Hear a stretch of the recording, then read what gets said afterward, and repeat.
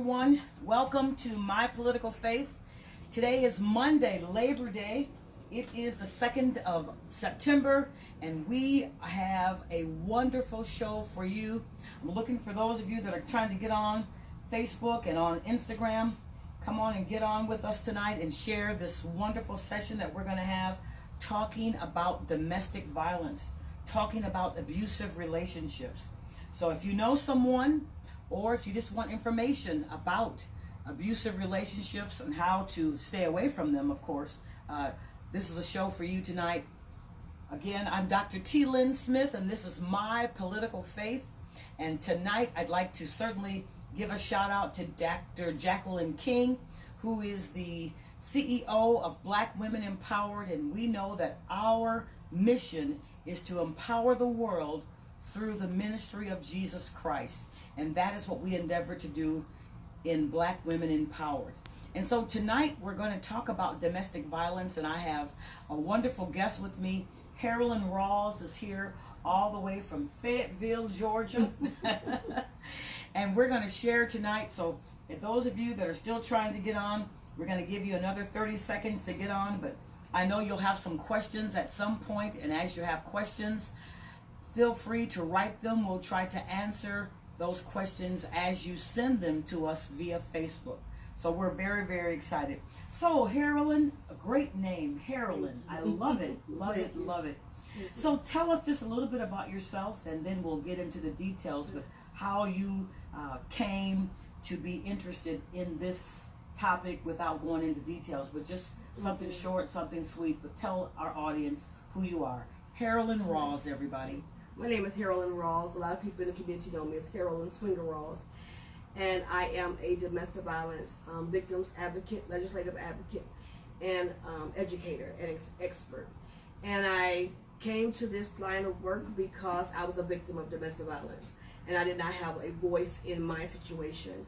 So I took my pain and turned it into my purpose. Wow, wow. So often that's how a lot of advocacies begin, because people take their pain and they turn it into their purpose. So I am just so very happy to have you here.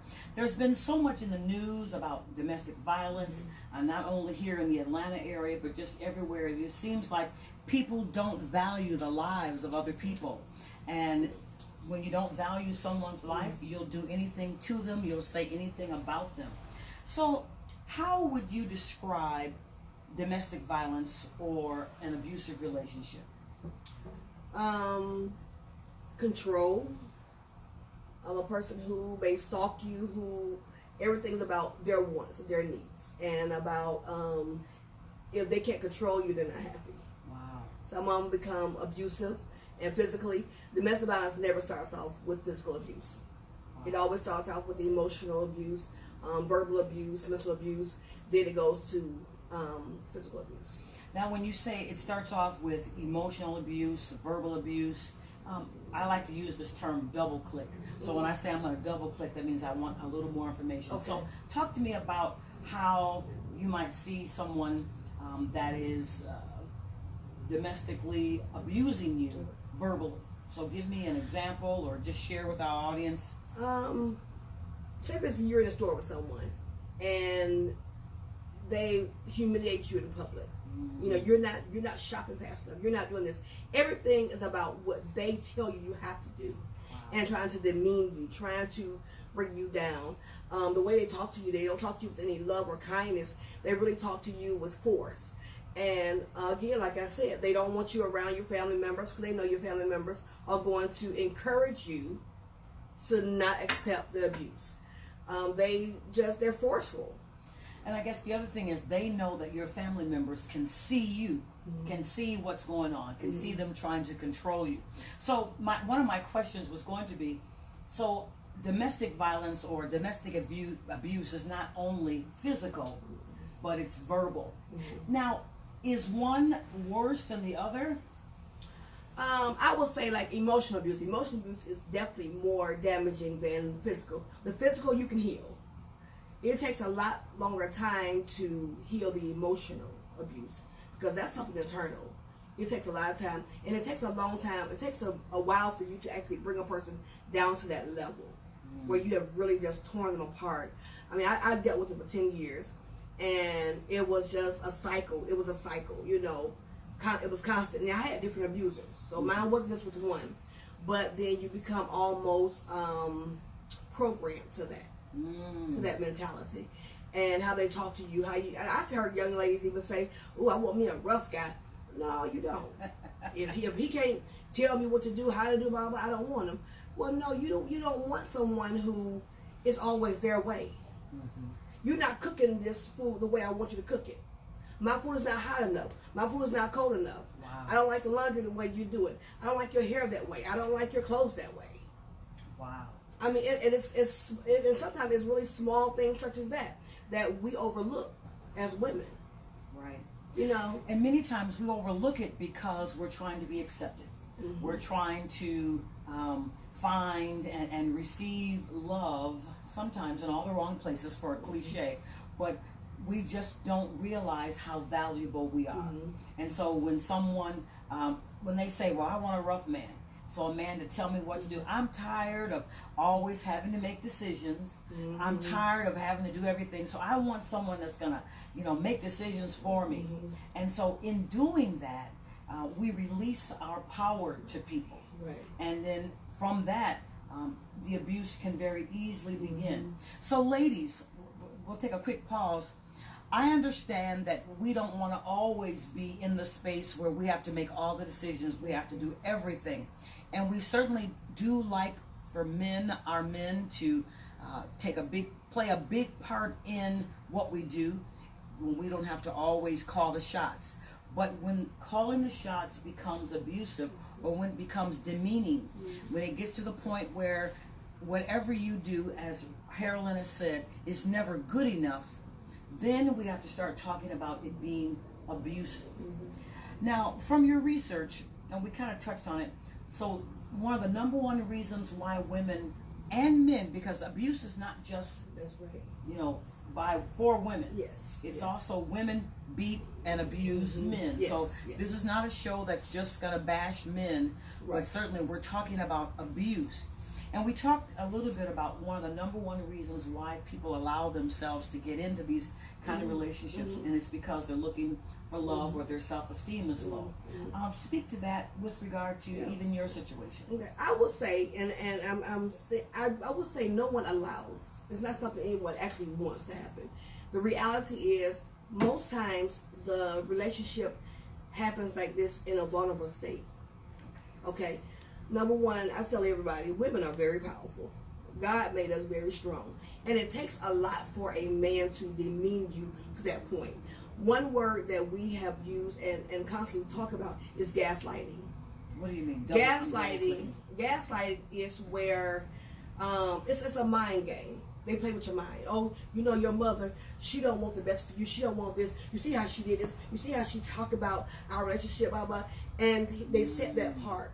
So everything is a mental thing. Let me play with your mind. Let me make you believe something is one thing, just so I can have my way. So they'll talk down your family. They'll say, well, you know how much I love you. And they used to think of, I'm going to commit suicide. If you leave me, I'm going to do this, I'm going to do that. It's a mind game. They play on the emotions of the victim. Wow. And I would say in my situation, I was looking for love, and probably in all the wrong places, for real, yeah. However, I saw potential. Mm-hmm. And that's one thing that we as women, we see potential, and we think we can save the world. So you said you saw potential in this guy. Yes, I saw. And you said, oh, this seems like a nice guy. I can probably help him. He dresses a little bad. I can make a suggestion here. He can cut his hair a little differently. So I can make my mark, and I can help this man. And my thing was more so career-wise, doing stuff. I've always been attracted to fashionable guys. Well-dressed, and it was always, oh, you got something going for yourself, you're really trying to we come up together. But it was always an intimidation factor there for some reason is always, they did not want me to go farther than them. Okay. Or as long as I worked, there was a problem. Say that again. As long as I worked, there was a problem. Okay. All right. But if I stayed home, you a good wife. All right. You're a good girlfriend. All right. So two things. I'm hearing two things. Number one, they didn't want you to go further than them or be more successful than them. Yes.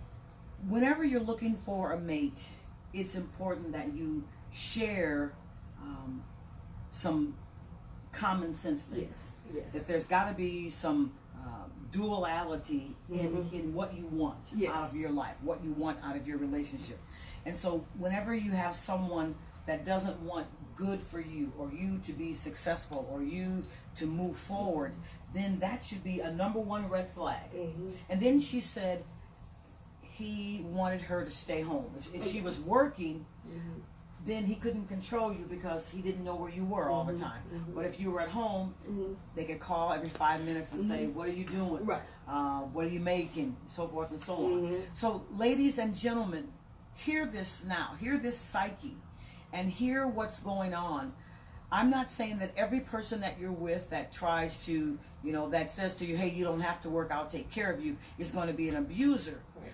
But if the reason, as she mentioned earlier, is so they can control you, there might be some truth to this. And there might be something that you should be mindful of and listen to, because if their only purpose is to control you and to keep you from succeeding or being more successful than them, then we might have the beginning of an abusive relationship.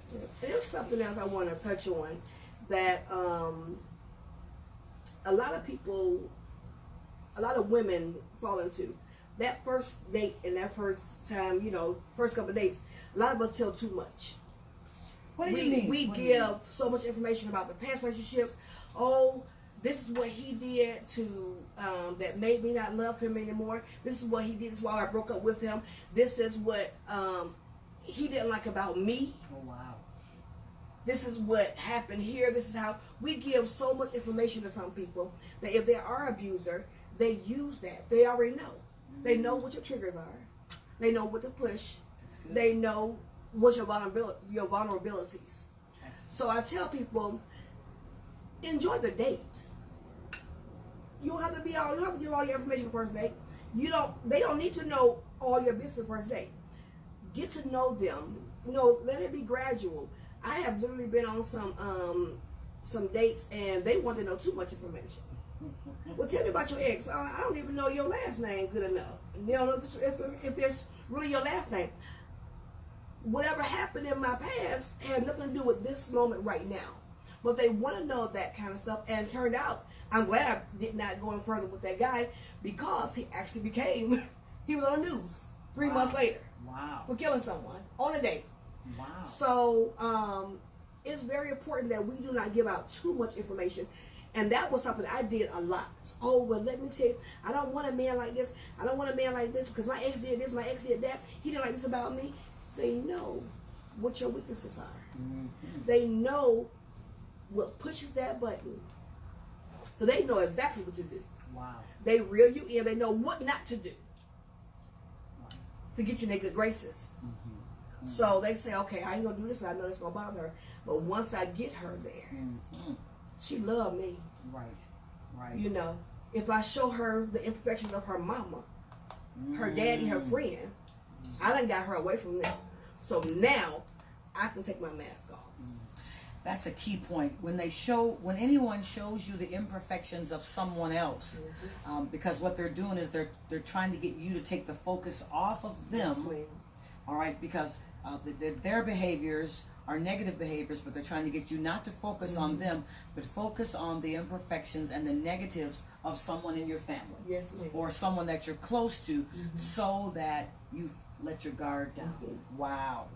Exactly. Wow. Yeah. Letting your guard down. Ladies and gentlemen, you hear it, and you're going to hear more. Now, this is Black Women Empowered. I'm Dr. T. Lynn Smith, My Political Faith. And if you have not already called a friend, if you've not already called a neighbor who you know has a child, a parent that's in a domestic relationship, you need to call them now and tell them to get on Facebook with us. Now, it seems like it's always so difficult for people to get out of domestic relationships. Now, and then my other question is, how many times do you have to be beat or verbally abused to get out. So why is it so hard? Help me, help me, help me. Yes. So, actuality, one time is too many. Okay, say that again. Actuality, one time is too many. So if they beat you one time, or if they verbally insult you one time, that's too many. That's one time too many. But statistics show that victims of domestic violence oftentimes go back 7 to 9 times before they actually leave. They go back 7 to 9 times before they actually leave. Yeah. What is it in the research that you've done? What is it that you have found that causes them to keep going back? For one, you got to remember that part of the abuse is alienating them from family. So a lot of times they leave and actually have nowhere to go because now they have pushed everybody away. I tell family, and I talked to some young ladies the other night who was talking about, well, every time my friend called me about domestic violence, I don't want to hear it. Please don't give up on your family. Please don't give up. Please don't say, no, I'm not going to hear you no more. Please don't. Because they may go back. They may keep going back.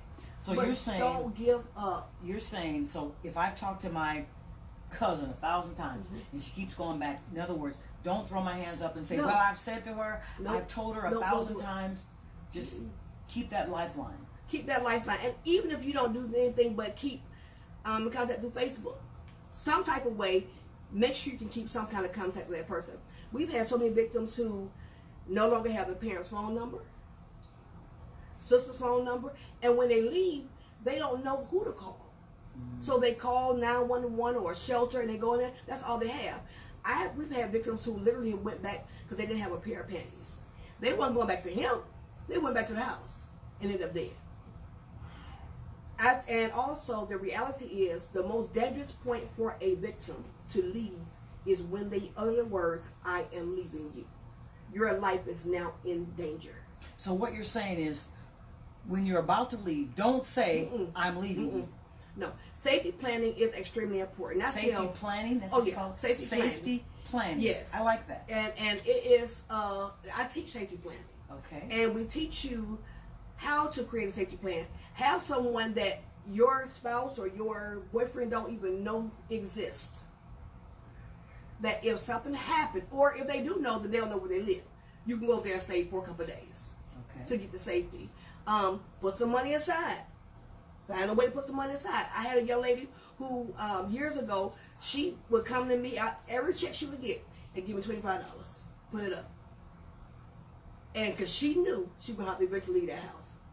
But she had a little safety net. Then she had a P.O. box. But she used my address. And so it's different ways of safety planning. And another time we probably can even go into safety planning because it's important. Even if you're not in an abusive relationship, what if you have a crazy family member come over and do something? You need a safety plan. You need a safety plan. Even in your house. Know where everything is in your house. If you have a knife stash somewhere, how does this shoe work? How does this heel work? Because if you have to defend yourself. But then, too, knowing your laws in your state, because every state is not a self-defense state. Say that again. Every state is not a self-defense state. Is Georgia? It is now. Georgia is a self-defense state. So, like, say, for instance, South Carolina and Florida. No. You didn't have a right to defend yourself. And I believe, wait a minute, let me take that back. I believe Georgia is. Right. And I do need to look into that. I'm glad you said that, But I am going to look into that.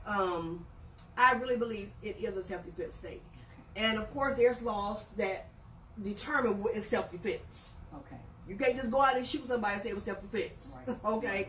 So, but to leave, you got to realize the reason why a lot of them stay is fear and intimidation. And they have nowhere else to go. Yes. No, and the question I tell people, you tell them to go, where are they going to go? Right. I can promise you, and this is so funny, out of the past 5 years, we've maybe had 3,000 calls, probably more than that. Out of 3,000 calls, I may have literally been able to place a victim in a shelter, maybe 50 or 75. Wow. Out of 3,000? Yeah. So where are they going to go? The shelters are overfull. The state does not give us money like that to put them in a hotel. Our organizations don't have the money all the time, so we rely on asking the community to help us. So you say, go, where are they going to go? Wow. So do you have a place for them to go? Do they have? That's why I say safety planning is extremely important, because that allows you to have somewhere to go. It allows you that leverage. It allows you that ability to say, okay, I only have $100, so how can I do it? We're working with even Airbnb now to see if there's some way that we can work out a deal with Airbnb, you know, to help. We work with certain hotels. Wow, that's good. So when we say why she's not leaving, why he's not leaving, a lot of it's mental, it's emotional, a lot of it's money. Right. Well, I don't have no money. I don't even have a job. We had a young lady, and it was so crazy. She's not a young lady. She was 62 years old. Her husband beat her. She did not even know how to pay a bill. Wow. Had not paid a bill in 30 years. Wow.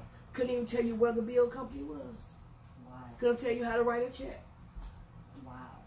That's... Had absolutely no skill. She used to be she was an engineer by trade. But when she got with him, he made her quit her job. Wow. Wow. So they stay for different reasons. Most of it is fear and intimidation. Wow. So, we talked about the signs, control. Are there any other signs that a person would be able to see to know if a person is going to be an abuser? Even so much as you on your phone, who are you talking to? Oh, can I have your password? You know, oh, you was going to the bathroom for 5 minutes. I had diarrhea, constipation. Right. I'm sorry I didn't call you while I was on the toilet and say, you know, oh, well, how long it take you to be in the store? What aisle you on? What you doing? Oh, someone speak to you. So you know him? You know her? Side note, I can't even imagine this happening to me, but all right. Okay, go ahead. Right. My mind is going, really? Right, yeah. And I mean, I have literally seen in the store where couples had arguments because someone spoke. I mean, and they just say, hey, how you doing? Or they say, oh, your hair is so nice. And this was a woman compliment another woman. The guy got, so you want women now? Oh, wow. Are you serious? Every little bit thing, oh, how'd you get extra money? There was a young lady at a church I went to that her, someone had just gave her $20. I said, Lord told me to bless you $20. Her husband was so intimidated. Well, why are they giving you money? I just said nothing. She came and gave me $20. Why? It's stuff like that we don't look at as abuse. Right. And then I've heard, and I tell people all the time, tell men, if you want your mama's cooking, go to your mama's house and get it.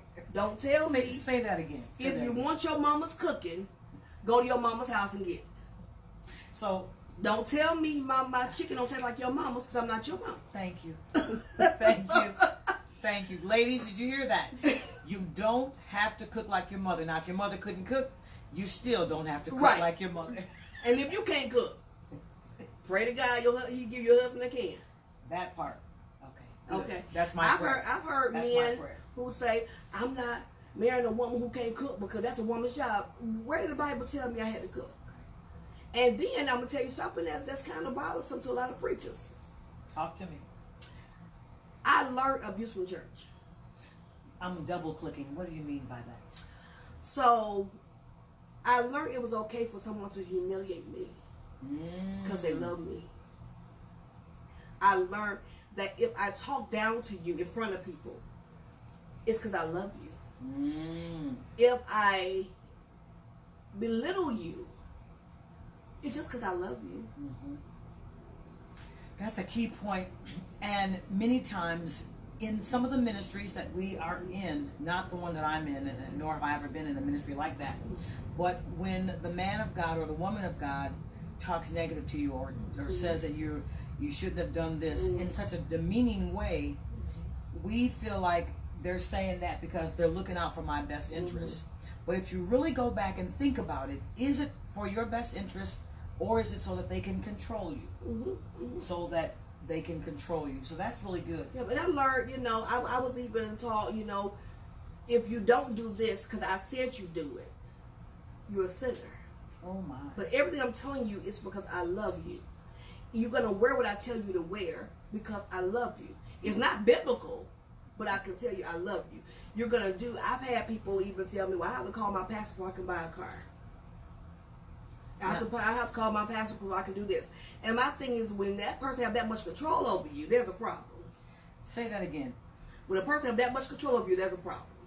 Unless the person is a relative and they're co-signing for the car. Right. Okay. If you're not putting up your money. Or they're giving you some money for the car. Mm-hmm. Hear what she said. Right. I'm like, you ain't paying a single bill in my house, and I got to ask you for permission. Hear what she said. But it's something of control. It's called dictatorship. Uh-huh. And I tell people, there are so many different forms of abuse that a lot of people are just used to. And then when they get with someone that's like that, they don't know that it's not abuse. Mm-hmm. I'm sorry, they don't know that it is abuse. Yes. They believe, well, you know what? They just love me. My pastor been doing this to me for years. You know, and I tell people, a lot of people don't talk about domestic violence because what's going to happen? We had a young lady call me years ago, crying and telling me, she said, I need you to look at this news story. The young lady went to the pastor, told her my husband beating me, and it was all over the news. The pastor said, well, go to the house and I'll talk to him. The pastor called the husband. The husband took a chainsaw and cut her in half. Then we had another instance. Wow. That the wife left the husband. Called the church, let them know she got a shelter. The pastor's words were, he talked to me. Yeah, I told her if she stays at that shelter, she's excommunicated from the church. We do not condone divorce. She went back, and he murdered her and her child that night. Now, we realize not all pastors are this way, and not all churches are that way. Exactly. However, if you find yourself in a position where, I know as a child growing up, many times we hear people say, oh, just stay with them, it'll be all right. Mm-hmm. Many of those women are dead. Mm-hmm. Some of those men are dead. But if you find yourself in any situation, whether it's at church, on your job, and people encourage you to stay with an abuser, you do your best to pray and ask God, mm-hmm. God, I need your guidance, mm-hmm. because what these people are telling me is one thing, and these are people that I trust. Yes. But yes. I am fearing for my life. Yes. And like she said about the safety plan, always have a friend or, mm-hmm. or an acquaintance that you can talk to that has sound judgment. Yes, ma'am. That is going to say to you, honey, I understand you love him. I understand that he's been good to you. He's buying you all these things. But if that person continues to demean you with their words, if they're continuing to mm-hmm. beat you and slap you around, how much love is that really? Are they really showing you that they love you? No, because love doesn't hurt. That's if right. we look at 1 Corinthians, that's right. Love does not hurt you. Yes. And so if you're in a ministry and they're telling you to stay there, then you need to find a different ministry, because that ministry is going to cause you to very possibly lose your life. Yes. I want you to share your story, and then double click on it, please. One of our missions in our organization is educating churches. Very good. And because even in my own situation, my ex-husband, when he abused my children and myself, the church defended him. What do you mean? The church went to court on his behalf. The church sat me down. I was silenced in the church because I decided I'm not going to stay in an abusive marriage. I'm not going to allow you to continue to abuse my children or myself, so I got out. I was silenced and punished for leaving an abusive marriage. They went to court for him. Not one of them was on my side. I was bitter for years, and the Lord showed me you can stay angry or you can be proactive and you can educate. Because actually, do they know how to handle situations? A lot of people really do, honestly, what they only know to do. And I had to learn, even talking to one of the people there, I did not know what else to do here. I didn't know what to do. I didn't know if I had to be on his side or your side. So that's what we do. And I thank God for my pastor. God, I thank God for him, because he is so proactive. And let's educate other pastors. Let's educate the church and tell them, how do you handle domestic violence? Yes, both of my members. Right. You don't have to necessarily pick a side, but you have to make sure if you're going to be on one side, you got folks on the other side. Absolutely. You got to have support for both. And that's just the reality. If you're going to do that, that's what you're going to do. Or you have to just stay neutral and we ain't going to go at all. But it's a way to handle it. A lot of ministers, I tell people, every minister that's licensed or ordained is not a counselor. That is correct. So make sure you do understand. So that's one of our missions, especially here in Atlanta, is educating. Go and talk to the pastors. Let us talk to your congregation about the signs. I sat in church, night service with glasses on. That's all the pastor statement. Absolutely not. I ain't that cool, okay? I was going to begin the show with a pair of sunglasses on. Right. I really was going to. And then put on, some dark makeup. But anyway, it's not funny, but still. Yeah. Churches, I need you to hear what Harralyn is saying. Number one, many times in church, we feel like counseling is wrong.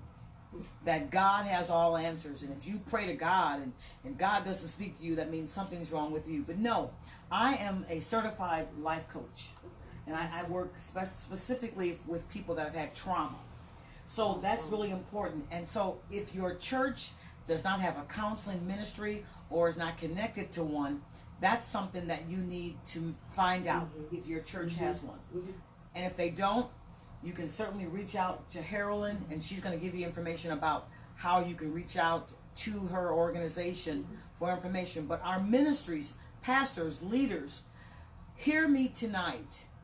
It is so important that you have qualified members who can deal with domestic abuse, who can deal with trauma, who can deal with mental illness. These things are important because people are going through for a myriad of reasons.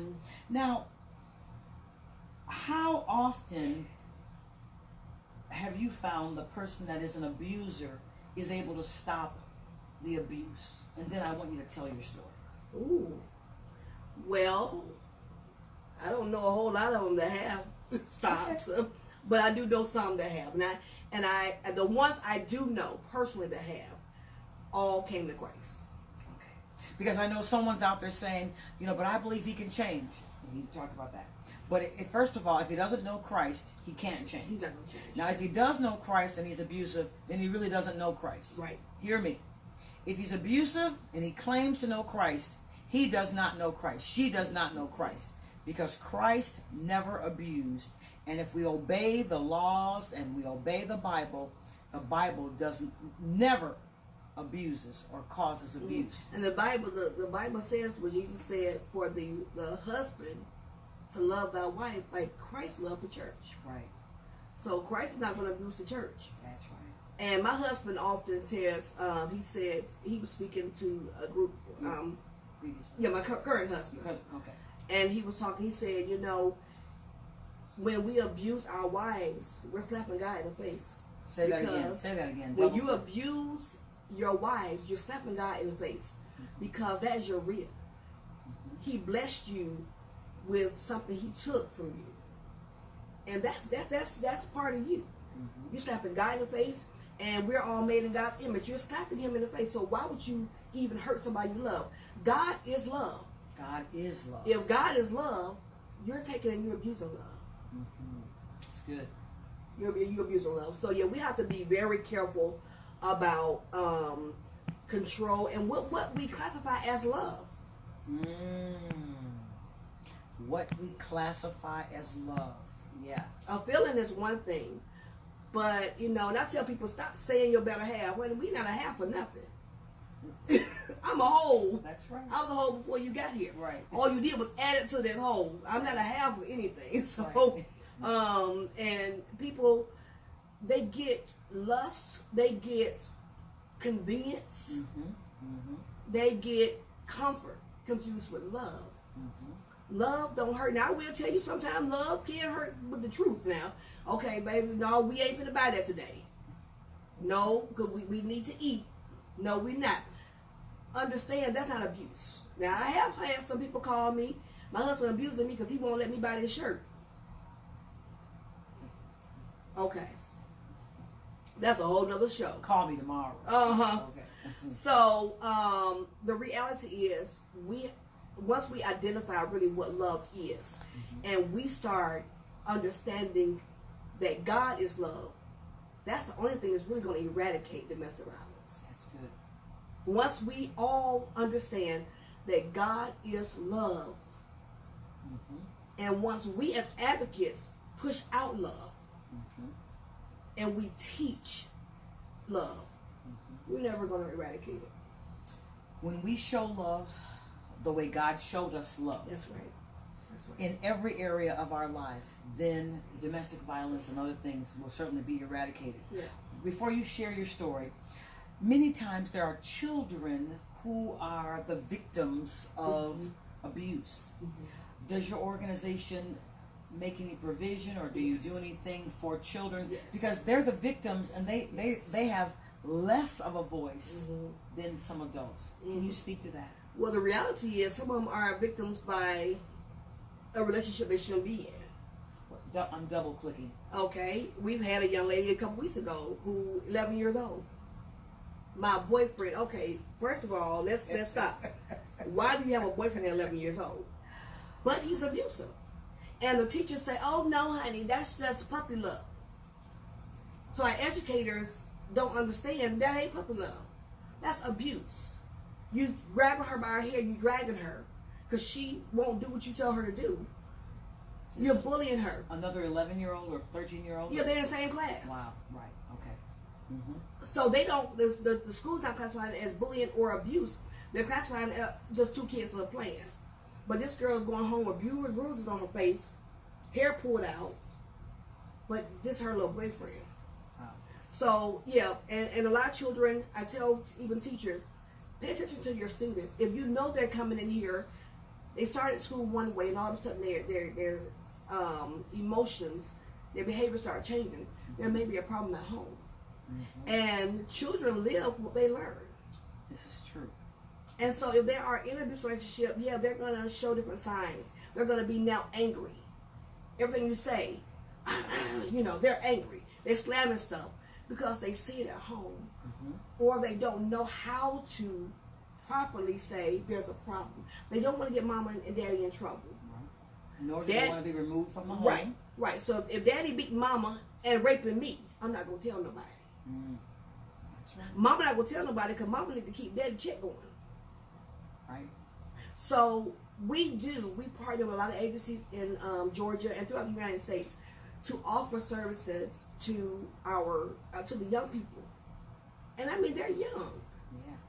Yeah. I had a little boy 6 years old, and I'm like, how does he know anything? He was like, I want to be like my daddy. And I said, why? My daddy beat up on my mama. Wow. And I love women. I don't want to be like my daddy. Why should you even have seen it at 6 years old? Right. So I tell us, we have to get out of the thing of it's not my business. We just buried a young lady Friday of last week. I knew the family, actually. Wow. Yeah. And my thing was, are you serious? When do we stop saying it's not my business? So community, when we see abuse, it is important that we pay attention. Yes. We can't always get involved, but we can make a call. And I know with people killing people because they come to the door, I understand there is some concern there. But when you hear someone being abused, you can call 911 and just say, look, my neighbor next door, I can tell she's being beat by her husband. Or my neighbor next door, I can tell he's being beat by his wife or his girlfriend. Can someone please go over and take a look? And don't act like, it's not happening or we don't see it. Tell us about your story and how this whole thing came, because this is so close to your vest. Well, I suffered domestic violence for 10 years. My first account was at 14 years old. My boyfriend wanted to have sex with me, and I did not want to have sex with him. So he raped me, and he broke my nose. Of course, the church was not equipped to handle that. So it was kind of more like you should have been dating. It's okay. I ended up going to court by myself. Unfortunately, my mom had to work. And, there's all the income coming in, so what you going to do? She did everything she could, and I appreciate her to the highest for that. But I sat in court by myself against him the second time. The first time, my mama was there, and my daddy came up. I was in Michigan, he came from Georgia. Like, okay, no. But the second time, and when I had surgery on my nose, I was by myself. And then when I went back, my cousin went with me. That was the first bout with domestic violence. Then I end up getting around, my parents divorced. And it was like, I was looking for love on all the wrong places. And I will tell you, I had an amazing childhood. My parents, I can't tell you I've ever even seen them argue. Wow. And I tell parents, I said, that might be good in one sense, but your children need to know how a healthy argument looks. Mm-hmm. How do you deal with conflict? How do you deal with conflict? You can't just say we don't deal with it at all, because they're going to deal with it. Right. So it's not good to shelter them from everything. Throughout the time, I was dating bad boys. I was one of them who wanted to be a dope dealer's girl. He had money, and he could do this. You know, I wanted to be the bad chick, you know. And that's what I was attracted to, the bad boy. And like, okay. And it was abusive. Wow. But the crazy part about it, they were not physically abusive. So it was all mental abuse. That was mental abuse. But the physical abusers were the one at the church, the church boy, the lawyer, the doctor, the ones who had a legitimate job. Those were the abusers. Wow. And it was crazy because I remember the worst bout of domestic violence I had was with a guy in 1996. I would never forget. The day before my birthday. Now, he was already abusive. And I said, okay, I'm going to leave. I'm tired. November the 11th, 1996, my friends came over. That was the 10th. And he was angry because they were there. So he got mad. He jumped on me while they took me in the room, jumped on me, put them out. November 11th, he beat me and raped me, just here and there throughout the day. I couldn't even, I was like, okay, I'm tired. On my birthday, November 12th, 1996, he woke up in this rage. And something told me on the 11th to take my kids from my mom's house. I said, I'm going to work. I got to the bus stop, which was maybe about a mile from our apartment. 2 miles. He beat me at the bus stop. 6 people sitting around just watching. Wow. Drugged me by my hair. I had a weave then. Drugged me by my hair and drugged me across the main street called Woodward Avenue. People are literally going around honking their horn. You can see people, I'm screaming, help me. You can see people there taking pictures. Wow. Now, let me tell you how, and the funny part about it is I dealt with bad boys, remember that. Right. So they were dope, so they taught me how to get out of a situation if I needed to. So they taught me, like, if someone's dragging you or whatever, flip your body. You know, so I learned how to flip my body. I'm on concrete. We go past everybody, get on the sidewalk, we get down the street. There's a Highland Park school board letting out. Not one person came to my rescue. Wow. The guards, I hear them saying, oh, she wanted. She wanted. He got me to the apartment and drugged me up 6 flights of steel stairs. Beat me 4.5 hours, 4.5, maybe 5 hours. And I tell people to this day, there is a such thing as angels, real angels. I called the checker cab company. I called United Cab. Checker cab came. Checker cab is yellow. This cab was white. They said they don't have no white cabs. This lady's name was Angeline or something like that. Total white hair. Real dark skinned lady. The softest, prettiest voice. And she said, where you going, darling? I said, I'm just going to my mom's house. Then I'm going to work. She said, no. She said, I got to make a stop. Took me to the police department. I had not told her anything happened. But she saw your face. And she said, get out the car. She came. And my mother can tell you, when my mother got there, she met the lady. We turned around, and the lady was gone. Her cab number was 0777. Wow. Checker cab said they don't have a cab that number. They don't have no lady in that description. I tell people, angels are real. Absolutely. And he beat me. Oh my God, he tortured me. We got to court, and the judge laughed at me. They were, even the prosecutor, y'all like that kind of stuff. I was like, well, don't worry about it. I said, okay. I said, I don't even care anymore. Don't worry about it. And I got up and stand and walked out. All right. So you said you didn't care because they didn't believe you. No, so they didn't. No, they didn't believe me. I was like, I'm tired. You know, y'all are laughing at me. No, we not. We just saying that you ain't gonna do nothing but go back. This is the judge. You know. Did you go back? No. What I did was I moved into this other house. He came over. I had some of my stuff, and he said I need somewhere to stay for a couple. I said okay, fine. It is. This was months later. He burned down my house with me and my children in it. But by the grace of God, down your house, and you and the children were in the by house. the grace of God, we was able to get out that back door. Because the lady said something is on fire, and he set the house on fire. Is he in jail now? Oh no, he's still free. Oh yeah, he's still free. So, what made you finally stop the cycle?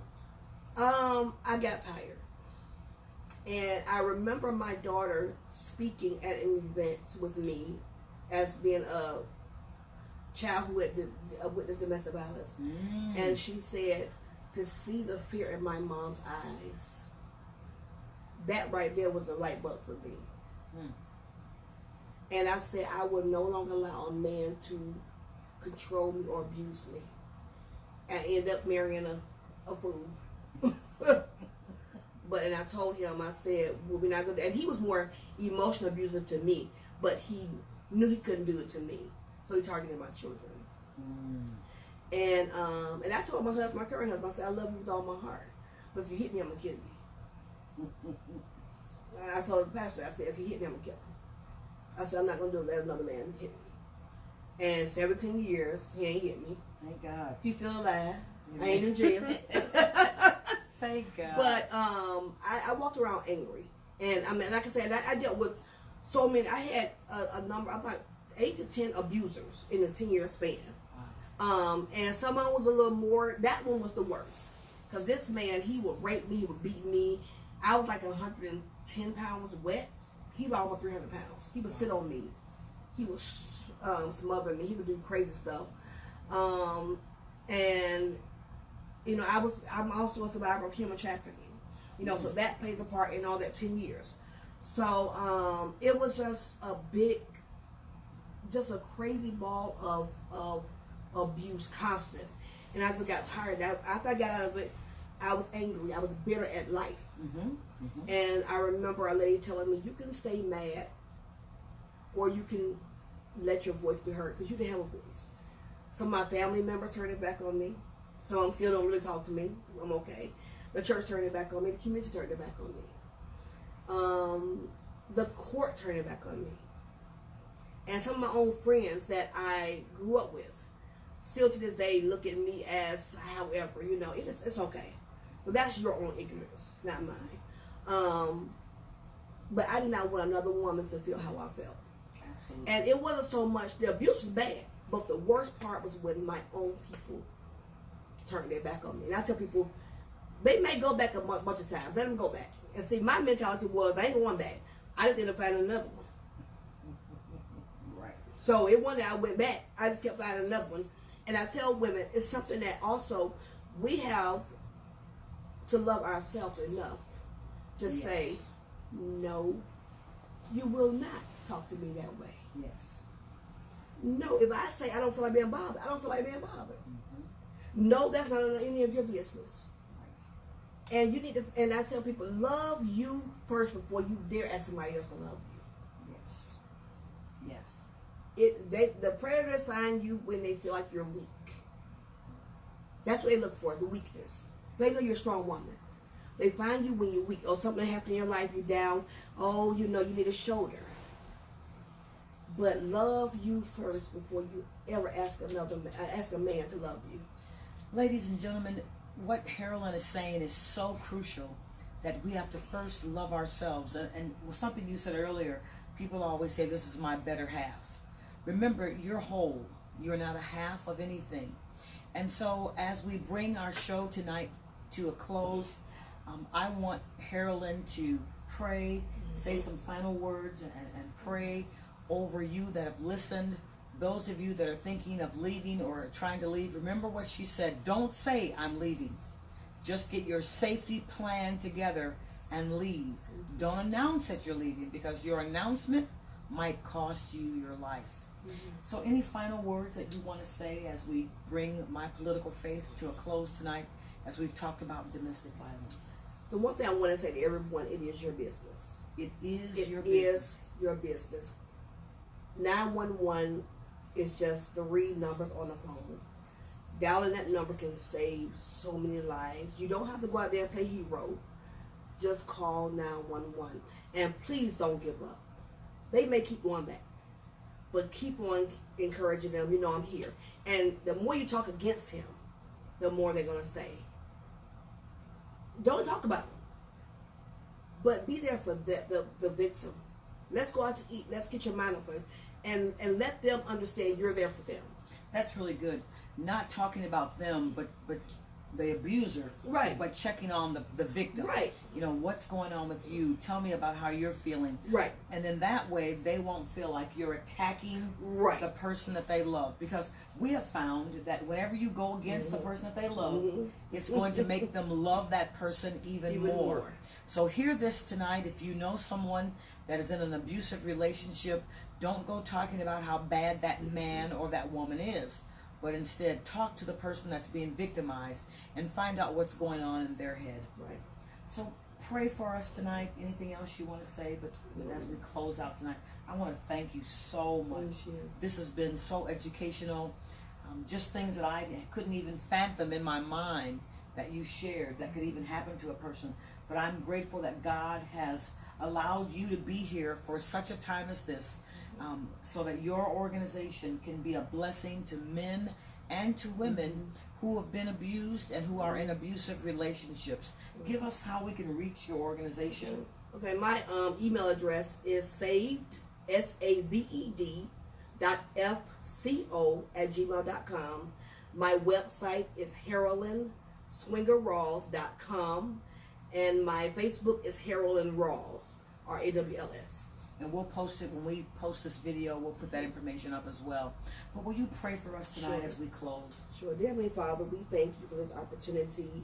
Unfortunately, it is definitely a necessary call. For those who are watching, we ask you right now, dear Father, if they're in an abusive relationship, to please let them seek help. Let this video, dear Father, help someone. Even if they're not a victim, they may be a family member, Lord. But we ask you to let what we have said tonight touch someone's life. Lord, we asking you, please, dear Father, to open up the hearts and the minds of the churches to be a help. They are a pillar in the community, Lord, and we need them to understand that domestic violence is real.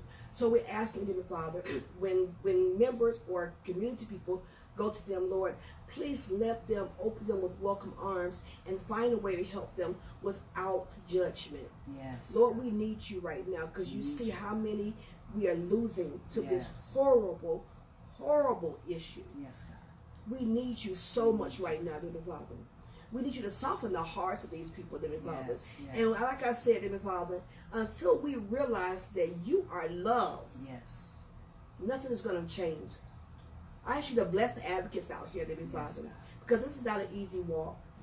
A lot of us have to relive our own situations over and over again, just to save a life. A lot of times we cry ourselves to sleep because of our own situations. But Lord, we thank you, dear Father, for giving us the strength to keep going on. I'm asking you right now to bless Miss Smith, dear Father. Bless her lovely niece, dear Father. And bless everyone that is hearing this video right now. Lord, we thank you. We praise you. We honor you. We glorify you, dear Father. We thank you for the opportunity. Whether it's necessary, should be necessary, or shouldn't be necessary, you know, dear Father. And you know who is needed. Who is needed for them, Father. We thank you, dear Father, for all the agencies out here who are helping to help eradicate domestic violence. We ask you to pour in them resources they won't have room to receive. We ask you, dear Father, to strengthen us, guide us on this journey. In Jesus' name we pray. Amen. Amen. Let me say thanks to each of you, our viewers. We look forward to meeting you on the third Monday at 6 p.m. again. Let me say thank you to Harralyn Rawls for your time today. This has certainly been My Political Faith. I'm Dr. T. Lynn Smith. Let me also give a shout out to Black Women Empowered. You're doing a mighty work. Dr. Jacqueline King, I certainly appreciate you. Thank God for each of you. Until next time, God bless you. My Political Faith. We'll see you on the third Monday. God bless you. Thank you so much.